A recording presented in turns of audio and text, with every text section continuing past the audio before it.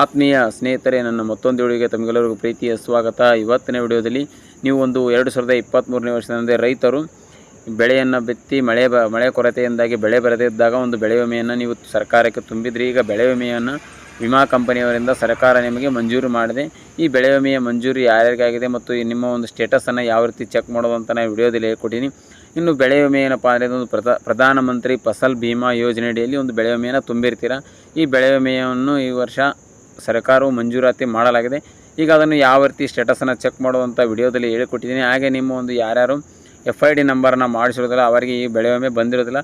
ನೀವು FID ನಂಬರನ್ನು ಎಲ್ಲಿ ಮಾಡಿಸಬೇಕಂದ್ರೆ ಒಂದು ರೈತ ಸಂಪರ್ಕ ಕೇಂದ್ರ RSK ಹಾಗೂ ಇನ್ನು ಪಶುಸಂಗೋಪನಾ ಇಲಾಖೆ, ಕಂದಾಯ ಇಲಾಖೆ ಇನ್ನಿತರ ಸರ್ಕಾರಿ ಕಚೇರಿಗಳಲ್ಲಿ ನೀವು ಒಂದು FID ನಂಬರ್ನ ನೋಂದಣಿ ಮಾಡಿಸ್ಕೋಬೇಕಾಗುತ್ತೆ.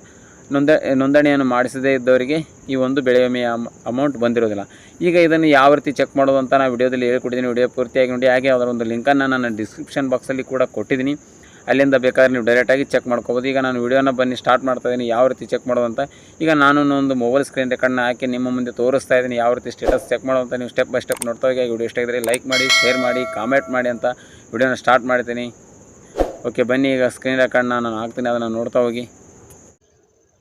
ಸ್ನೇಹಿತರೆ, ಈಗ ನೀವು ನಿಮ್ಮ ಫೋನಲ್ಲಿರುವಂಥ ಒಂದು ಕ್ರೋಮ್ ಬ್ರೌಸರ್ನ ಓಪನ್ ಮಾಡಿಬಿಟ್ಟು ಇಲ್ಲಿ ಸರ್ಚ್ ಬಾರ್ ಈ ಥರ ಒಂದು ಪೇಜ್ದಾಗ ಇಲ್ಲಿ ಸರ್ಚ್ ಬಾರಲ್ಲಿ ನೀವು ಒಂದು ಸಂರಕ್ಷಣೆ ಅಂತ ಟೈಪ್ ಮಾಡಿ. ಸಂರಕ್ಷಣೆ ಅಂತ ಟೈಪ್ ಮಾಡಾದಮೇಲೆ ಕೆಳಗಡೆ ಬಂದುಬಿಟ್ಟು ಸಂರಕ್ಷಣೆ ಕರ್ನಾಟಕ ಅಂತ ಇದೆ. ಆ ಒಂದು ವೆಬ್ಸೈಟ್ ಮೇಲೆ ಕ್ಲಿಕ್ ಮಾಡಿ. ವೆಬ್ಸೈಟ್ ಮೇಲೆ ಕ್ಲಿಕ್ ಮಾಡಾದಮೇಲೆ ಇಲ್ಲಿ ಸೆಲೆಕ್ಟ್ ಇನ್ಶೂರೆನ್ಸ್ ಇಯರ್ 2023-24 ಅಂತ ಇದೆ. ಅದನ್ನು ಹಾಗೆ ಬಿಟ್ಬಿಟ್ಟು ಕೆಳಗಡೆ ಬಂದುಬಿಟ್ಟು ಸೆಲೆಕ್ಟ್ ಇನ್ಶೂರೆಂಟ್ ಸೀಸನ್ಸ್ ಅಂತ ಇದೆ. ಅದರ ಕೆಳಗಡೆ ನೀವು ಒಂದು ರಬಿ ಅಂತ ಇರ್ತದೆ, ಅದನ್ನು ಖಾರಿಫ್ ಅಂತ ಸೆಲೆಕ್ಟ್ ಮಾಡಿಕೊಂಡು ಗೋ ಅಂತ ಕೊಡಿ. ಗೋ ಅಂತ ಕೊಟ್ಬಿಟ್ಟು ಇಲ್ಲಿ ನೋಡ್ಬೋದು ನೀವು ಒಂದು ಫಾರ್ಮರ್ಸ್ ಅನ್ನೋ ಒಂದು ವೆಬ್ಸೈಟ್ ಕಾಣುತ್ತೆ. ಅದರ ಕೆಳಗಡೆ ಬಂದುಬಿಟ್ಟು ಚೆಕ್ ಸ್ಟೇಟಸ್ ಅಂತದೆ. ಚೆಕ್ ಸ್ಟೇಟಸ್ ಮೇಲೆ ಕ್ಲಿಕ್ ಮಾಡಿ. ಚೆಕ್ ಸ್ಟೇಟಸ್ ಮೇಲೆ ಕ್ಲಿಕ್ ಮಾಡಾದಮೇಲೆ ನೀವು ಒಂದು ನಿಮ್ಮ ಆಧಾರ್ ನಂಬರ್ನ ಹಾಕಿ ನಿಮ್ಮ ಒಂದು ಬೆಳೆ ವಿಮೆನ ಚೆಕ್ ಮಾಡ್ಬೋದು. ನಿಮ್ಮ ಹತ್ರ ಆಧಾರ್ ನಂಬರ್ ಇಲ್ಲಾಂದರೆ ಮೊಬೈಲ್ ನಂಬರ್ ಮೂಲಕ ಚೆಕ್ ಮಾಡ್ಬೋದು. ಮೊಬೈಲ್ ನಂಬರ್ ಕೂಡ ಇಲ್ಲ ಅಂದರೆ ನೀವು ಒಂದು ಏನು ಮಾಡಬೇಕಂದ್ರೆ ನೀವು ಒಂದು ಬೆಳೆ ವಿಮೆಯನ್ನು ತುಂಬುವಾಗ ನಿಮಗೊಂದು ರಿಸೀವ್ಡನ್ನು ಕೊಟ್ಟಿರ್ತೀರಿ. ಆ ರಿಸೀವ್ಡ್ನಲ್ಲಿ ಒಂದು ಪ್ರಪೋಸಲ್ ನಂಬರ್ನ ಕೊಟ್ಟಿರ್ತೀವಿ. ಆ ನಂಬರ್ನ ಹಾಕಿ ನೀವು ಚೆಕ್ ಮಾಡ್ಬೋದು. ಈಗ ನಾನು ನನ್ನ ಒಂದು ಮೊಬೈಲ್ ನಂಬರ್ನ ಹಾಕಿ ನಾನು ಒಂದು ಬೆಳೆ ವಿಮೆನ ಚೆಕ್ ಮಾಡ್ತಾಯಿದ್ದೀನಿ.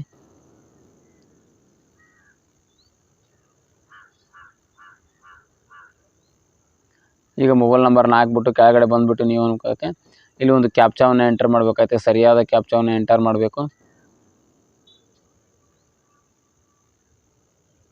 ಕ್ಯಾಪ್ಚಾನ ಎಂಟ್ರ್ ಮಾಡಾದ್ಬಿಟ್ಟು ಮುಂದ್ಗಡೆ ಸರ್ಚ್ ಅಂತ ಇದೆ. ಸರ್ಚ್ ಮೇಲೆ ಕ್ಲಿಕ್ ಮಾಡಿ. ಸರ್ಚ್ ಮೇಲೆ ಕ್ಲಿಕ್ ಮಾಡಾದ್ಮೇಲೆ ನೋಡ್ಬೋದು ನಿಮ್ಮ ಒಂದು ಬೆಳೆ ವಿಮೆಯ ಸ್ಟೇಟಸ್ ಶೋ ಆಗ್ತಾ ಇದೆ.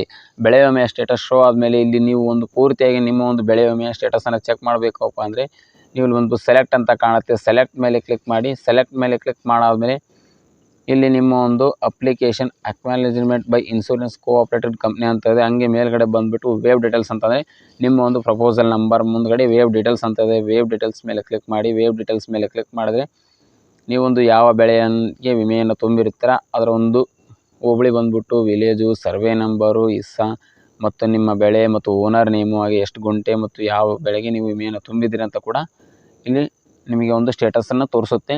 ಈ ರೀತಿಯಾಗಿ ನೀವು ಒಂದು ಬೆಳೆ ವಿಮೆಯನ್ನು ಚೆಕ್ ಮಾಡ್ಕೋಬೋದು ಅಂತ ವಿಡಿಯೋ ನಾನು ಮುಗಿಸ್ತಾ ಇದ್ದೀನಿ. ಈ ವಿಡಿಯೋ ಇಷ್ಟ ಆಗಿದ್ರೆ ಶೇರ್ ಮಾಡಿ, ಸಬ್ಸ್ಕ್ರೈಬ್ ಮಾಡಿ, ಪಕ್ಕದಲ್ಲಿರೋ ಬೆಲ್ ಐಕಾನ್